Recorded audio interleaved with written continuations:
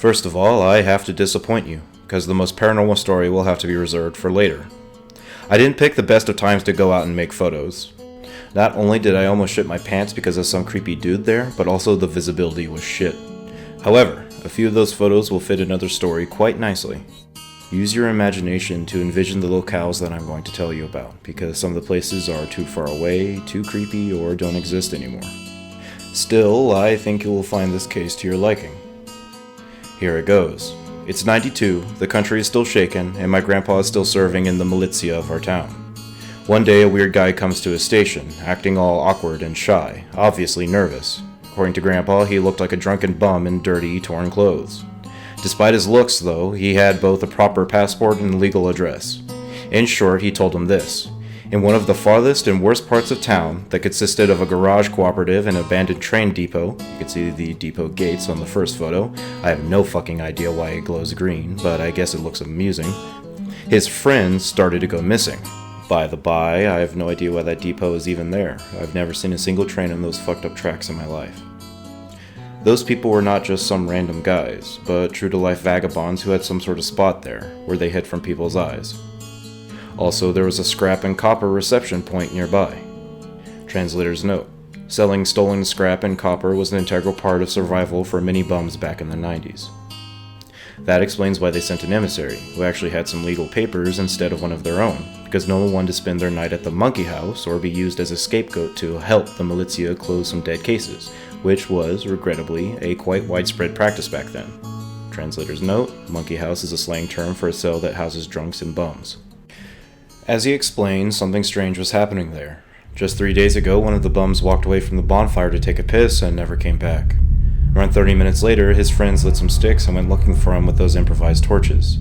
You never know, he might have fallen asleep in a ditch or something. But despite all their efforts, they failed to locate their friend. Although drunk bums are not very good at nocturnal search operations, let's be honest here. Their friend didn't come back tomorrow or the day after either. They didn't think much about it, especially because a full bottle of vodka went missing that night too, which apparently was a commodity valuable enough for them to justify their friend's sudden flight. He didn't take any of his stuff with him, so they were waiting for him to come back, ready to kick his ass. But on the next night, another of them went missing, under much more frightening circumstances. Similarly, one of them walked away from the bonfire to take a leak, but as soon as he left the circle of light provided by it and entered the bushes, he let out a terrifying scream that was abruptly cut short. This prompted other bums to action as they rushed to his rescue, but at that moment, according to the emissary, they heard some sort of growl, which made them stop in their tracks. He didn't see much himself, because no one thought to prepare torches for such an occasion, but some of his friends claimed to see a scary person who was grinning at them from the darkness, barely dissipated by the weak light of their bonfire. To cut the long story short, they got really scared and went back to their bonfire, not daring to go to sleep till the morning. At that point, the bums were forced to take extreme measures and ask for help from one of their sworn enemies, the militia. Legally speaking, the militia had no basis to reject this report, so it was accepted, discussed during the smoke break, and promptly dismissed as mad homeless ravings or some sort of prank. Cops had enough on their plate already, but the next disappearance forced them to ponder and act. One of the town's citizens disappeared, a simple, regular guy who liked to drink and drive around in his car in his free time. According to his wife, he was a responsible family guy who never left for a long time without warning. But 2 days have passed and there was no sign of him. By the way, fuck if I know why she didn't report his disappearance after the first 24 hours passed. And the last place where he was seen was, you've guessed it, that very same garage cooperative, which was situated near the bum's spot, where he left his car and went home using the familiar and shortest route, the old railway tracks. Connecting his disappearance with those of the bums was, of course, an obvious thing to do. As you can see in the photos, the forest closely surrounds the tracks from both sides. Similar situation is in the other direction, except there is a bridge there that you can see in the photo. I decided not to climb that bridge, because I saw a corpse lying there in my childhood, which didn't leave me with a lot of pleasant memories. That corpse itself is not interesting, typical story of the late 90s. After the bridge, there is more forest on the right and a concrete wall on the left, separating the railway from the old warehouses. They were almost abandoned back then, and by the mid-2000s they were demolished. After that, some sort of building materials market was constructed there, but now it is abandoned too. I guess these places just have such a fate. And so it goes like that for 1.5 kilometers until it reaches the more or less civilized areas of town. At first, they suspected the bums themselves, obviously. but on the other hand, if any of them were guilty, he would have run away after their emissary informed the militia. But one operative was sent to question them anyway, although he was either a dumb fuck or the bums left their usual place, because he didn't find anyone.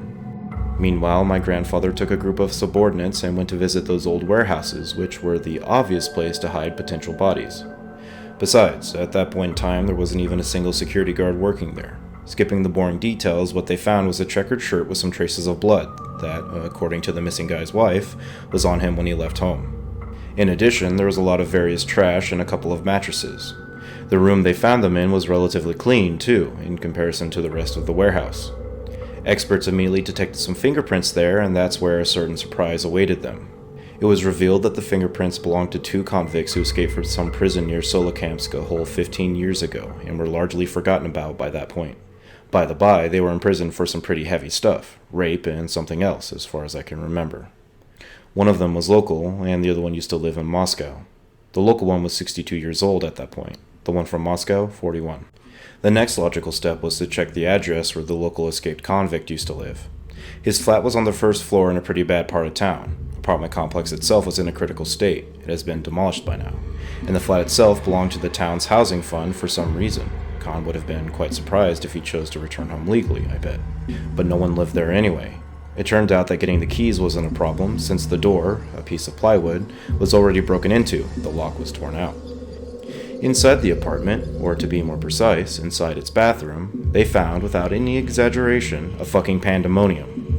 First traces of blood were found on the floor and the walls of the corridor, and in the bathroom itself there was a bath full of body parts, belonging to 3 people in total, though the heads and torsos were never found, as far as I know. Apparently chopped with an axe that wasn't ever found either. Those parts floated in dirty cold water. No idea where they'd get it, since the water supply to that flat was cut off long ago. Stench of decomposition and feces was horrible. The toilet was literally covered in excrements. But the neighbors didn't contact the militia, which was understandable since nobody lived in the first 3 floors, except for an ancient blind gaffer from the second. Kitchen had a portable gas stove, big tin can with traces of blood on it, half-full bag of potatoes, and a pile of human bones just laying in the corner. This is when the realization hit the operatives. Khans, whose fingerprints were found everywhere around the apartment, were eating those people. Fuck if I know why and for what reason.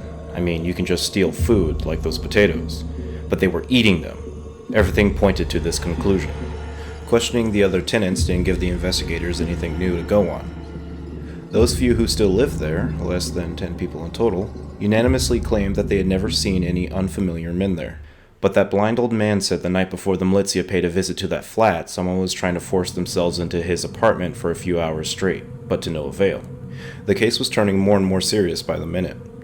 2 operatives were left in the apartment to lay ambush, while my grandfather went straight to the prosecutor's office demanding them to involve the federals, because this case was clearly out of his league and he knew only too well that he would have to answer for all this shit if it turned out to be even more serious. Imagine that, mass murder plus 2 wanted escaped convicts. The case was taken away from him surprisingly fast. Almost no one even tried to argue with him. The 2 operatives, who spent the night in that flat and almost went mad from the stench and disgust, were freed from their unpleasant duty, though the murderers never returned to their apartment anyway. Everyone involved was thoroughly questioned by the feds, who took this case over. Grandpa himself and his immediate superiors got their asses kicked by them for their sloppiness, but no one lost their office or got demoted. What info I have left could be classified as rumors told during the smoke breaks, but if you start to tell the story, you have to finish it, even though I don't know all the details. The perpetrator's tracks were found not far from town, near a big forest that stretches for dozens of kilometers. There is a place called the Lodge, even though it was, in fact, more of a country house cooperative consisting of something around 40 houses. My guess, call came from there. Federals failed to apprehend both of them, though, and here's why. They were already pursuing them through the woods, when suddenly they stumbled upon the older one, lying on the ground and grinning like a madman. Apparently his friend broke his leg with something heavy and proceeded to escape alone. He was dragged to a car and interrogated, but no one managed to squeeze out a single word out of him. He just kept whining and growling like an animal. The younger one was never found, even though the search party combed through the whole fucking forest with dogs. The older Khan kept whining and shaking all the way to the precinct, but at one point fell silent. It turned out he managed to gnaw his own tongue off. Doctors managed to save his life, again according to rumors. He proved uncooperative, was officially recognized as insane, and got locked away in some specialized asylum for the rest of his days. Neither I nor my grandpa could vouch for a single word in the previous part, as you can understand. But there was only one proper version of events. No mysteries here. 2 escaped convicts were fucking around somewhere for 15 whole years and managed to get from Ural to Moscow. They probably went through a lot in their travels, and at one point they were forced to eat somebody to avoid death from hunger, maybe another bum or just some random tourist. Apparently, this experience took a heavy toll on them psychologically, and they acquired a taste for human meat. After that, they switched to a new menu, slowly turning more and more into a couple of fucking animals, if the older one is any indication. And only here, in the Moscow region, they became bolder and ate somebody who would actually be searched for, because finding them, basically, wasn't really that hard. But there's another factor. They almost had an animal-like sense of danger, always managing to outpace the Militia's pursuit by just a day or two. That's it. By the way, it was really creepy taking those photos, knowing that in theory one of them is still on the run, even though he must be really old today. Those locales now are as far away from any proper civilization as they were back then. Also, I'd never want to be in the shoes of the blind old man during that night. That part of the story always chilled me to the bone. This happened during the summer of '96. This case differs from the previous ones because, firstly, it happened in a good part of town, in which I lived, by the way, and secondly, because I heard part of the story firsthand, even before my grandpa told me about it. One night, around 1 a.m., a man burst into my grandpa's precinct, raving like a lunatic and holding a crying woman in a torn dress. After managing to calm him down, the officers on duty started to listen to his story. He, a 32-year-old small-time businessman, was visited by some friends that evening and asked his wife, 27, housewife, to take their kid, 8-month-old boy, and go for a stroll around the block. What kind of visit, and from what kind of friends, makes you ask your wife to take your child and leave the house at 11 p.m. is a separate question. And some investigators tried to tie the visit to what happened next and had certain success with it, after running some checks on those friends, who had pretty evident connections to a big local gang. He clearly paid them protection money, since both he and his business were doing fine, but I'll come back to it later. After around an hour and 10 minutes, he finally managed to get rid of his friends and started to worry about his wife, who hasn't come back yet. When he came out of the house, he couldn't see her anywhere and started to circle their apartment complex, shouting her name, when suddenly he literally stumbled upon the overturned stroller, lying there in the dark. Stroller was lying on the asphalt road you can see in the first photo. There were no lanterns on that road back then, and there are none today. The closest ones are something like 30 meters away, near the walkway lying along the edge of the forest. So yeah, you can't see shit there at night. When he realized the stroller was empty, he started to seriously panic, but then he heard sobbing coming from the forest and rushed towards it, where he found his wife, weeping and wandering between the trees in a nigh unconscious state. Failing to get any sort of response from her, he just put her in his car and drove towards the precinct. My grandpa had nearly as much success. She was answering slowly, couldn't even recall her own name at first. She was clearly in a state of shock, so the doctors were called immediately. But something my grandfather did learn by basically asking her the same question over and over again. To sum her incoherent speech up, this is what happened. She was walking along that very same road when something big rushed towards her from the direction of an apartment complex, pushed her away, grabbed her child from the stroller, and ran towards an iron tower, and then into the woods. She followed this something to the forest but failed to catch up with it. Also, yes, this is exactly how she called it, something, that my grandfather remembered very well. After that, there is a theory about a big animal, but I'll tell you about it later. The doctor, who arrived by then, examined her, finding bruises and small scratches that she probably received from pursuing the abductor through the woods. No further damage was found, but she was indeed in a state of shock. Doctor advised to give her some glycine, or glycerol, fuck if I know what I have written in my notes here, don't harass me about it. Let her have some sleep, and advised her to avoid stress. He chastised my grandfather for questioning her in such a state. He also advised to hospitalize her if her condition wouldn't improve on the next day. It was decided without much hope to conduct a search while the trail was hot, with the help of a cynologist and his dog. The iron tower was found pretty fast. 250 meters away from the spot the stroller was found, there was an overhead power line, which you can see in the attached photo. I actually found 2 of such towers there, but the second one was too far away, and there are some warehouses near it instead of forest, so I bet I got the right one. During the examination of the stroller, some strange things started to happen. The dog, long-haired German Shepherd, a huge male, saw that dog a few times in my childhood and it was indeed enormous, started to act erratic, growling at the house, pressing its tail, ignoring the cynologist's commands, who was pretty surprised by that behavior from an adult dog that never acted like that before. He was the one who proposed a theory about a large animal that might have caused the dog, unfamiliar with hunting, to react that way. On the fabric that covered the stroller, there was a small torn gap that no one paid much attention to. After all, it could have torn during the fall in the asphalt and the small pebbles and pieces of broken glass. But my grandfather noted this anyway. Maybe he had some thoughts about it. No traces of blood were found inside the stroller or on the ground around it. They even double-checked during the day. Nothing. But the stroller was taken for an expertise anyway, which gave no results.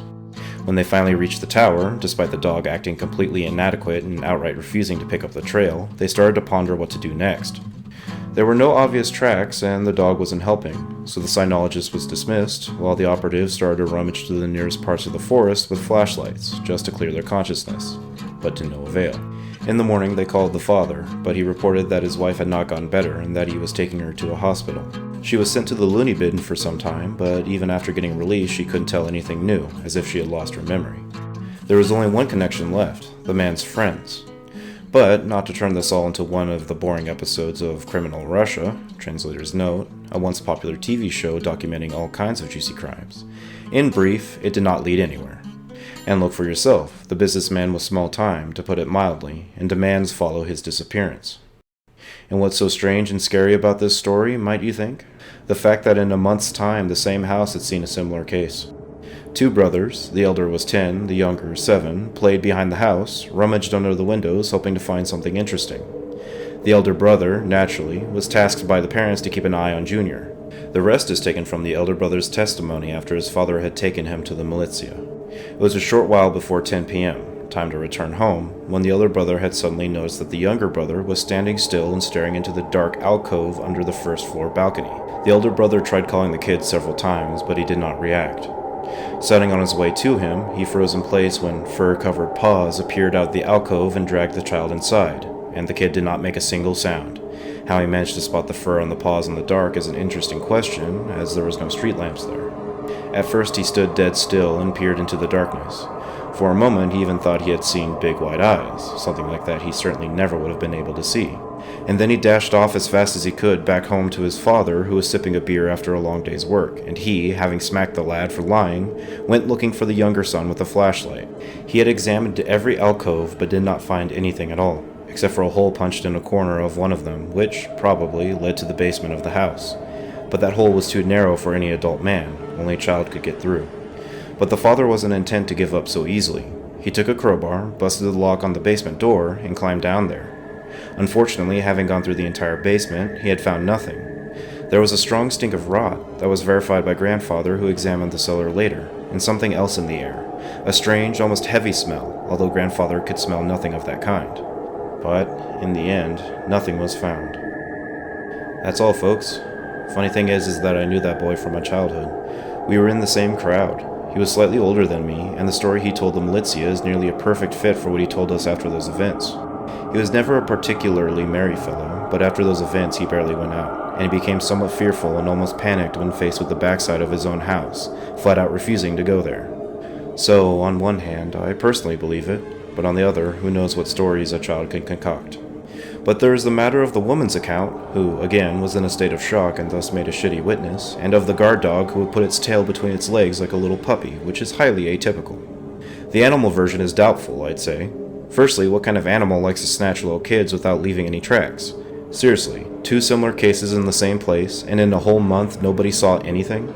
And secondly, if we take into account the hole leading into the cellar, no large animal will fit into it. There are, of course, the man's friends from the first case, but as I said, there's no sense in it for them, since the second man had nothing to do with neither the commerce nor the crime, and would make more sense to steal both children, I reckon. So truth be told, I have no idea what to share about this one. Unfortunately, that's all there is. The Anon with the investigator grandfather was never heard from again. Hello everyone, I just want to say thank you for listening. Make sure to like the video if you enjoyed this story, and remember to subscribe if you want to hear more in the future. Click the bell icon in order to be alerted when I have more stories to tell, and until then, don't steal your Russian grandfather's notebook.